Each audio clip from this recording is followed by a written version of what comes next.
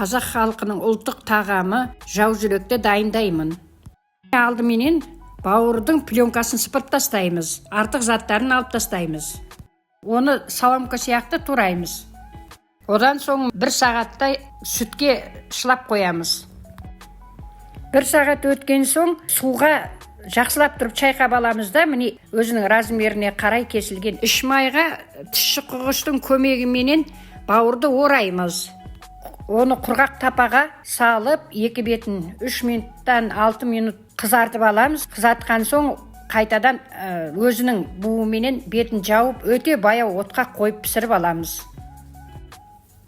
Толық рецепті каналыма кіріп көресіздер.